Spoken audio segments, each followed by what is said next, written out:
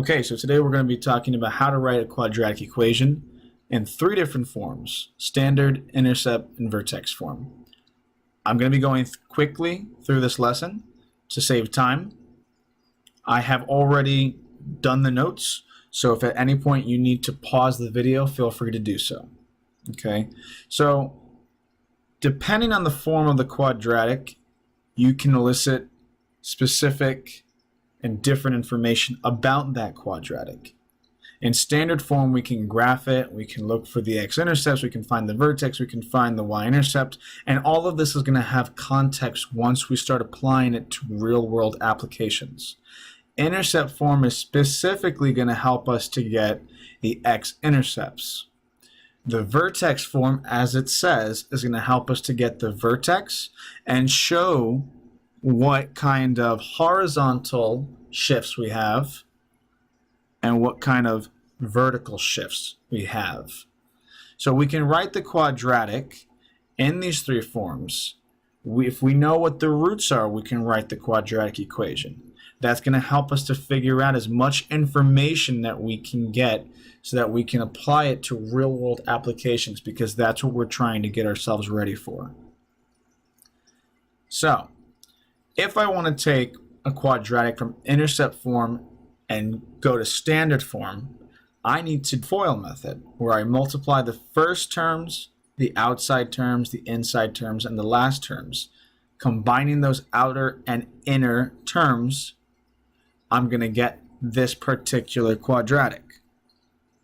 Okay, doing that with the second one will give us this 2x squared minus 7x minus 4. Okay, so again, feel free to stop the video at any point that you need to catch up, take your notes. If I want to go from standard form to intercept form, I need to factor. Okay, so you can factor any way you prefer. I personally like to do tic-tac-toe. So if you want to take a standard quadratic and put it into intercept form so that we can get the zeros, the x-intercepts, you need to be able to factor it. So over here I factor it completely, and I've got my two binomials, x minus 9 times x minus 2, and on the right side I've got x plus 8 times x minus 1. And that's how I'm going to go from standard to intercept form.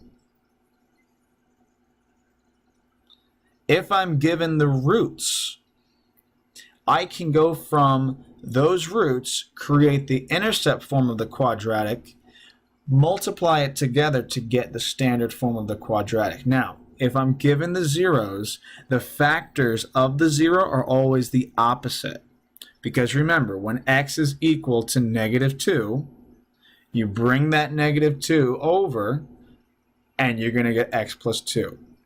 When x is equal to 3, that number, 3, will get me 0. So the factor has to be the opposite, x minus 3.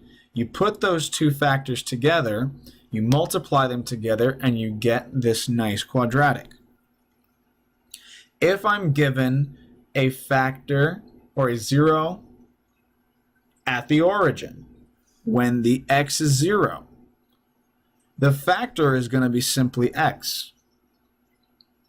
Because there's nothing to add or subtract. There is no opposite of 0. There is an opposite of 6, so the factor will be x minus 6. And when I put those two together, I get this quadratic. Now, the next thing we're going to do is going to be a little tricky. We're going to go from standard form to vertex form. So there's a little bit of a process. The first thing we do is we set the quadratic equal to 0. Then what I need to do is I need to get the constant term and bring it to the other side. This way I can create a perfect square trinomial on the right by taking half of the b term, squaring it, and adding this number to both sides. Okay, I do that for both of these. I bring this 17 over to the left. I'm going to have a perfect square trinomial once I take half of the b term, which is 10, square it, and add that number to both sides. So here I add 25 to both sides. Here I add 4 to both sides. You factor it, you get a perfect square trinomial. You simplify the left side, and then you bring it back over, and there is your vertex form. It gives you the vertex at 2, 4, which means you have a shift to the right 2 and up 4. Over here in the second one, you bring that 8 back over, and you're going to have the vertex at -5 because the vertex form is x minus h. So we're subtracting a -5 to get this plus. So it's a -5 for the vertex, and the y value is -8. Now, what's important to know here is that a quadratic in standard form allows us to graph it, look at its table of values, and see what we can come up with. If the quadratic's in intercept form, that gives us the x-intercepts. When a quadratic is in vertex form, we can clearly see what shifts were made to the parent function.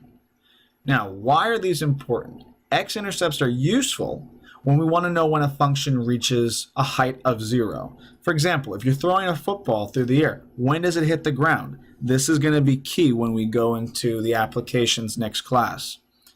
When is the vertex important? The vertex is important and it's useful when we're looking for maxes and mins. Okay, think about when something's being launched into the air, like a missile. What is going to be the highest point before it falls back to the ground? And this last piece, if you want to find the vertex algebraically, you need to use the axis of symmetry formula, okay, -b over 2a, or you can complete the square just like we did here because we were able to get the vertex. So another way we can get the vertex is to find where is the axis of symmetry, because the vertex goes through the axis of symmetry. So if I can figure out what my A, what my B term are, I can substitute them into this formula. And when I do that, I get an x value. I had the x value of the vertex once I use my axis of symmetry. So to get the height of that point, the maximum or the minimum height, which is the vertex, all I need to do is substitute that value into the quadratic, and I'm going to get the y value. And this will give me the vertex. You do that for both of these, you get the vertex. And remember that the y value is the height of the function. When the x value is at the vertex, it cuts the parabola in half. So use what I've taught you to go do your classwork, and I'll see you next time.